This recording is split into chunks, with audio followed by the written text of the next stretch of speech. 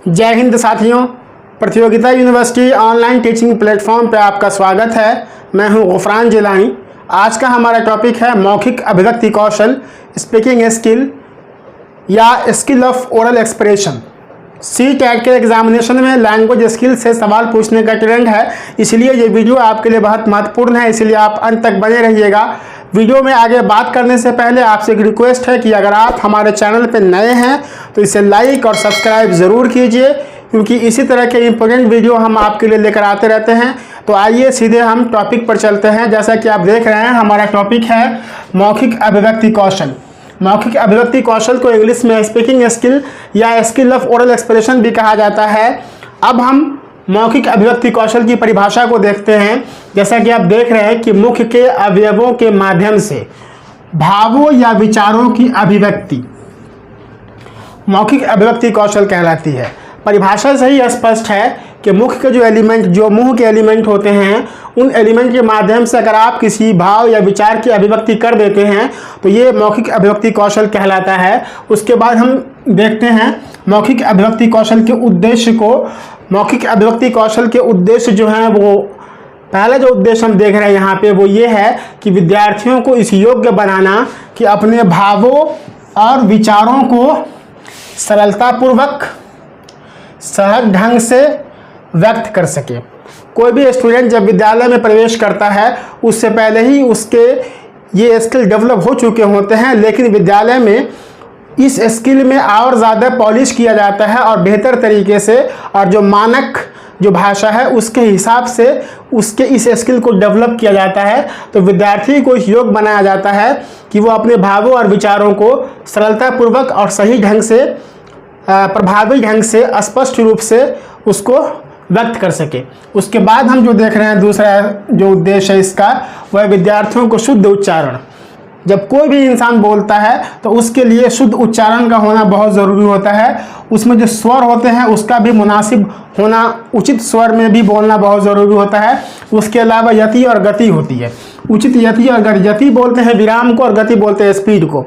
तो जब हम बोल रहे होते हैं तो वाक्यों में एक उचित जो है यति और गति होती है, यानी कि विराम और स्पीड होता है, उसको भी ध्यान में रख के हमको बोलना होता है। उसके बाद उचित हाव भाव का भी ज़रूरी होता है। भाषा के साथ साथ हाव भाव का भी होना बहुत ज़रूरी होता है।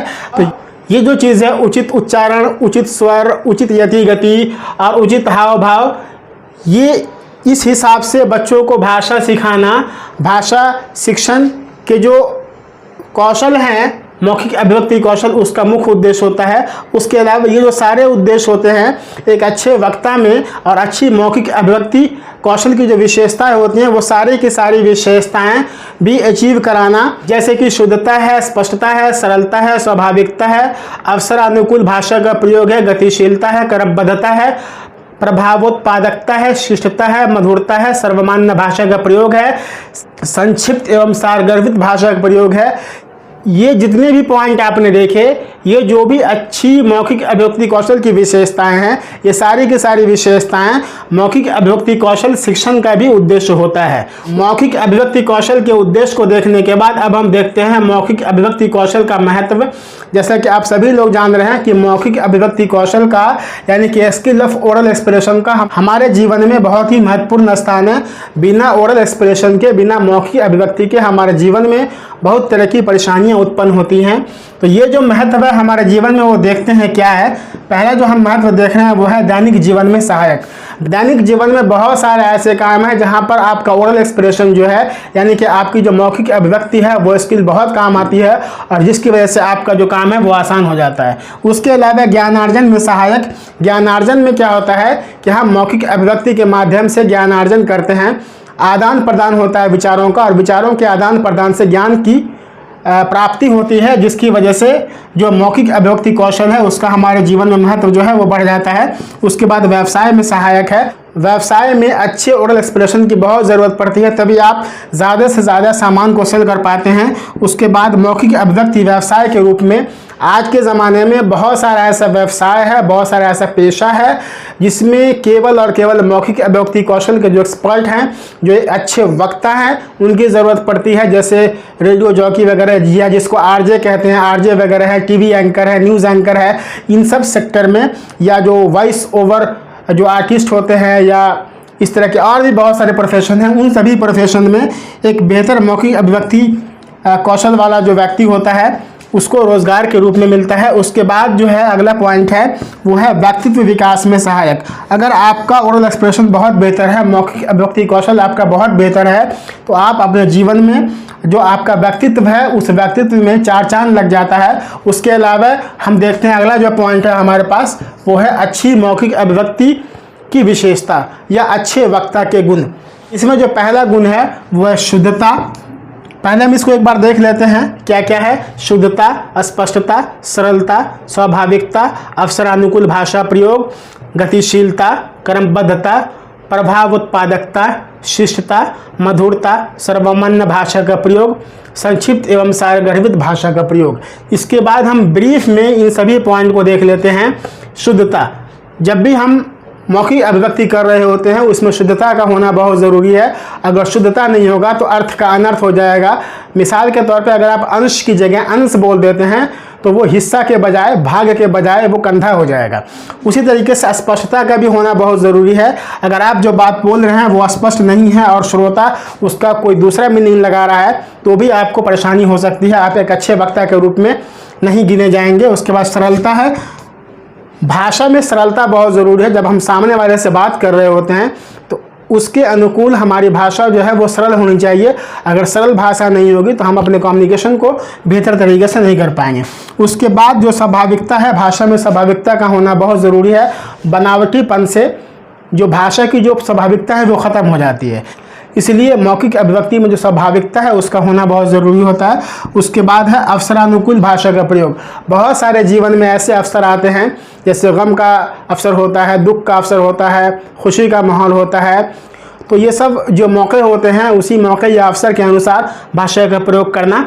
उसके अलावा गतिशीलता है, एक मुनासिब जो है स्पीड, गति उसकी आपके अपने ओरल एक्सप्रेशन में होना चाहिए। उसके बाद क्रमबद्धता है। क्रम में भी आपकी बातें होनी चाहिए, एक बात के साथ साथ दूसरी बात को क्रमबद्ध रूप से होना चाहिए। उसके बाद आपकी जो भाषा है वो प्रभावी होनी चाहिए, शिष्टता भी होनी चाहिए। समाज में जो भी भाषाएं शिष्ट मानी जाती हैं उन्हीं भाषाओं का प्रयोग करना चाहिए। उसके बाद मधुरता है। आपकी वाणी में, आपकी बोली में मधुरता का होना बहुत ज़रूरी है, क्योंकि मधुर वाणी जो है हर किसी के दिल को जीत लेता है। उसके बाद सर्वमान्य भाषा का प्रयोग है। हमें ऐसी भाषा का प्रयोग करना चाहिए जो सर्वमान्य हो, और अगर आप सर्वमान्य भाषा का प्रयोग नहीं करते हैं, कुछ कोडिंग वाली भाषा का प्रयोग करेंगे तो वो जो है एक बेहतर प्रभावशाली भाषा नहीं हो पाएगी और आपकी बात को सब लोग नहीं समझ पाएंगे। उसके बाद है संक्षिप्त एवं सारगर्भित भाषा का प्रयोग। आपको ये भी देखना है कि हमको बहुत ही संक्षेप में और सारगर्भित जो बात है उसको रख करके अपनी बात को ख़त्म करनी होती है। तो ये सब जो पॉइंट है, वो सभी जो पॉइंट हैं वो अच्छे वक्ता के गुण हैं और अच्छी मौखिक अभिव्यक्ति कौशल की विशेषता है। इसके बाद हम बात करते हैं मौखिक अभिव्यक्ति के आवश्यक तत्व।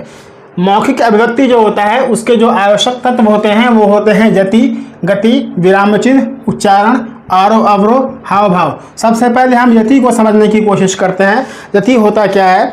जब हम कविता या गीत या कोई भी चीज़ पढ़ रहे होते हैं और जब पढ़ने के दौरान जो विराम आता है उसी विराम को यति कहा जाता है। उसके बाद हम देखते हैं गति को। गति जो होता है वो स्पीड होता है। जब हम बहुत तेज़ गति में बोलते हैं तो भी बात समझ में नहीं आती है, वो भी एक अच्छे अभिव्यक्ति कौशल की पहचान नहीं है। और जब बहुत स्लो बोलते हैं तो भी बात का फ्लो जो है वो टूट जाता है। इसीलिए मुनासिब स्पीड में हमको बोलना चाहिए। और यति का जो मामला है ये भी, अगर आप वाक्यों में अगर मुनासिब जगह पर आप यति का इस्तेमाल नहीं करेंगे, प्रयोग नहीं करेंगे, विराम चिन्हों का प्रयोग नहीं करेंगे तो वो भी अर्थ का जो है वो दूसरा अर्थ लगाया जा सकता है। उसके बाद हम देखते हैं विराम चिन्हों का। जो भी विराम चिन्ह हैं चाहे जितने भी विराम चिन्ह हैं उनका मुनासिब प्रयोग करना चाहिए। अगर कहीं पर क्वेश्चन मार्क है तो क्वेश्चन मार्क का प्रयोग आपके वाचन में या आपके मौखिक अभिव्यक्ति में भी दिखना चाहिए और आपके अंदाज़े बयान में भी वो चीज़ नज़र आनी चाहिए ताकि उसका अर्थ जो है वो मुनासिब तरीके से लिया जा सके। उसके बाद हम देखते हैं उच्चारण को। उच्चारण जो है वो मौखिक अभिव्यक्ति कौशल का सबसे महत्वपूर्ण अंग होता है। अगर आप उच्चारण मुनासिब तरीके से नहीं करते हैं तो वो जो है अर्थ का अनर्थ हो जाएगा। जैसे मैंने पहले बताया था कि अगर आप अंश की जगह अंश बोल देंगे तो वो भाग की जगह हिस्सा की जगह कंधा हो जाएगा। उसी तरीके से आरोह और अवरोह का मामला है। आरोह और अवरोह जो होता है ये उतार और चढ़ाव को बोलते हैं। जब हम किसी बात को बोल रहे होते हैं तो कहीं पर उतार की ज़रूरत पड़ती है, कहीं पर हमारे बात में उतार की ज़रूरत पड़ती है और कहीं पर हमारे बात में चढ़ाव की ज़रूरत पड़ती है। तो मुनासिब उतार चढ़ाव के साथ हमको बात करनी चाहिए, यानी कि एक रास्ता हमारी बात में नहीं आए। बात में अगर किसी बात पे जोर देना है तो उस बात पे जोर देने की ज़रूरत होनी चाहिए और जहाँ पर नहीं जोर देना है वहाँ पर जोर नहीं देना चाहिए। यानी कि जो फ्लो है वो फ्लो अप एंड डाउन होते रहना चाहिए। एक फ्लो में आपको बात नहीं करनी है। एक फ्लो में बात करने से बात नीरस हो जाती है, तो वो नीरसता जो है हमारे वार्तालाप में नहीं आना चाहिए। उसके बाद हाव भाव की हम बात करते हैं। जब हम वार्तालाप करते हैं या मौखिक अभिव्यक्ति कौशल कर रहे होते हैं, मौखिक अभिव्यक्ति के साथ ओरल एक्सप्रेशन या मौखिक अभिव्यक्ति के साथ हमको शारीरिक भाषा या जो जेस्चर पोस्चर आप इंग्लिश में कहते हैं, जेस्चर पोस्चर की भी काफ़ी ज़रूरत पड़ती है। इसको देखने के बाद अब हम देखते हैं मौखिक अभिव्यक्ति कौशल की शिक्षण विधियाँ। जो मौखिक अभिव्यक्ति कौशल होते हैं उसकी शिक्षण की भी कुछ विधियां हैं। उन विधियों को सबसे पहले हम देख लेते हैं। जो पहली विधि है वो है वार्तालाप, फिर है सस्वर वाचन, प्रश्नोत्तर विधि, चित्र वर्णन, कहानी सुनना व सुनाना, कविता पाठ, अंतराक्षरी प्रतियोगिता, वाद विवाद, अनुच्छेद सार या पाठ का सार, स्वतंत्र आत्म प्रकाशन का अवसर, उसके बाद है भाषण प्रतियोगिता, उसके बाद है नाटक शिक्षण। अब हम एक एक करके इसको ब्रीफ में देख लेते हैं। मौखिक अभिव्यक्ति कौशल की जो शिक्षण विधियां हैं उसमें जो पहला है वो वार्तालाप है। मौखिक अभिव्यक्ति कौशल के शिक्षण में वार्तालाप एक बेहतर विधि मानी जाती है। आप वार्तालाप के जरिए मौखिक अभिव्यक्ति कौशल को डेवलप कर सकते हैं, विकसित कर सकते हैं। उसके बाद जो अगली विधि है वो है सस्वर वाचन। सस्वर वाचन में क्या होता है, आप किसी भी बच्चे को खड़े होकर के पढ़ने या बोलने के लिए कहते हैं, जिससे उस बच्चे की जो मौखिक अभिव्यक्ति कौशल है वो विकसित हो रही होती है। उसके साथ साथ दूसरे बच्चे का जो है वो लिसनिंग स्किल भी डेवलप हो रहा होता है। उसके बाद प्रश्नोत्तर विधि है। आप बच्चों को प्रश्न पूछ करके उसकी जो मौखिक अभिव्यक्ति कौशल है उसको आप विकसित कर सकते हैं। आप कोई सवाल पूछेंगे, बच्चा उसका रिस्पॉन्स करेगा, जवाब देगा, जिससे उसको जो है अपनी बात को सही से रखने का मौका मिलेगा, जिसके ज़रिए उसकी जो मौखिक अभिव्यक्ति कौशल है वो विकसित होगी। उसके बाद चित्र वर्णन है। ये जो चित्र वर्णन है ये बहुत ही महत्वपूर्ण है, ये बहुत इंटरेस्टिंग भी होता है। ये बच्चों के लिए बड़ा मज़ेदार टॉपिक होता है। आप कोई चित्र दे दीजिए और बच्चों को उस चित्र पे बोलने के लिए कह दीजिए, और वो अगर बच्चा बोल नहीं पाता है चित्र को देख करके तो आप उससे सवाल पूछिए। सवाल पूछिएगा तो वो जवाब देगा और चित्र के ज़रिए काफ़ी मौखिक अभिव्यक्ति कौशल को काफ़ी विकसित करने में चित्र वर्णन की जो विधि है वो काफ़ी सहायक होती है। उसके बाद है कहानी सुनना व सुनाना। जब कहानी सुनना और सुनाना भी मौखिक अभिव्यक्ति कौशल के विकास के लिए काफ़ी महत्वपूर्ण है। जब कोई बच्चा कहानी सुनाता है तो उसकी मौखिक अभिव्यक्ति अच्छी तरीके से विकसित हो रही होती है, क्योंकि कहानियों में बहुत तरह के हाव भाव आते हैं। उन हाव भावों के साथ बच्चा जब बोलता है तो वो सारी चीज़ें उसके अंदर डेवलप हो रही होती हैं। उसके बाद है कविता पाठ। कविता पाठ भी एक बहुत बढ़िया माध्यम है बच्चों के अंदर मौखिक अभिव्यक्ति कौशल को विकसित करने का। उसके बाद अंतराक्षरी प्रतियोगिता है। इसके ज़रिए भी आप बच्चों के मौखिक अभिव्यक्ति कौशल को विकसित कर सकते हैं। इसमें एक साथ लिसनिंग भी विकसित हो रही होती है, क्योंकि बच्चा सामने वाला जो प्रतिपक्ष होता है उसकी बात को बहुत गौर से सुनता है।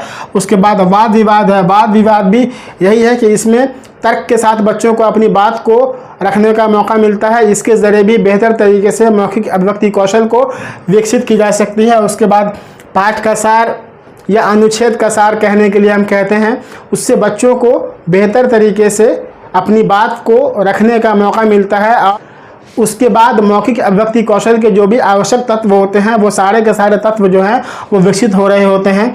उसके बाद स्वतंत्र आत्म प्रकाशन का अवसर। बच्चों को ज़्यादा से ज़्यादा स्वतंत्र आत्म प्रकाशन, यानी कि उसको ज़्यादा से ज़्यादा किसी बात को बोलने का मौका देना चाहिए। जितना ज़्यादा आप उसको बात को बोलने का मौका दीजिएगा उतना ज़्यादा उसका जो मौखिक अभिव्यक्ति कौशल है वो विकसित होगा। उसके बाद भाषण प्रतियोगिता है। भाषण प्रतियोगिता के अंदर जो है भी बच्चे अपने मौखिक स्किल को डेवलप कर रहे होते हैं। भाषण भी बहुत ही एक बेहतरीन ज़रिया है जिसके ज़रिए मौखिक अभिव्यक्ति कौशल को विकसित किया जा सकता है। उसके बाद आता है नाटक मंचन। नाटक मंचन भी ये बहुत बेहतरीन ज़रिया है आप जिसके ज़रिए मौखिक अभिव्यक्ति कौशल को विकसित कर सकते हैं, क्योंकि एक नाटक में पात्र के अनुसार और उसके सामाजिक और जो भी उसके हैसियत हैं उनके अनुसार, या आप सिंपल भाषा में कह लीजिए, साधारण भाषा में कह लीजिए कि पात्रानुकूल भाषा का प्रयोग करना होता है। तो जब हम पात्रानुकूल भाषा का प्रयोग करेंगे तो मौखिक अभिव्यक्ति कौशल का जो भी तत्व है वो सारे के सारे तत्व ऑटोमेटिकली डेवलप हो जाएंगे। तो इसीलिए ये सारी की सारी विधियाँ मौखिक अभिव्यक्ति कौशल को विकसित करने का बेहतरीन ज़रिया है। मौखिक अभिव्यक्ति कौशल या स्पीकिंग स्किल या स्किल ऑफ ओरल एक्सप्रेशन को हमने बड़े अच्छे तरीके से पढ़ा है। उम्मीद है कि इससे जुड़ा हुआ जो भी सवाल आएगा वो सवाल आप मिस नहीं करेंगे। आज के इस वीडियो में इतना ही। मिलते हैं नेक्स्ट वीडियो में किसी और टॉपिक के साथ। शुक्रिया। जय हिंद।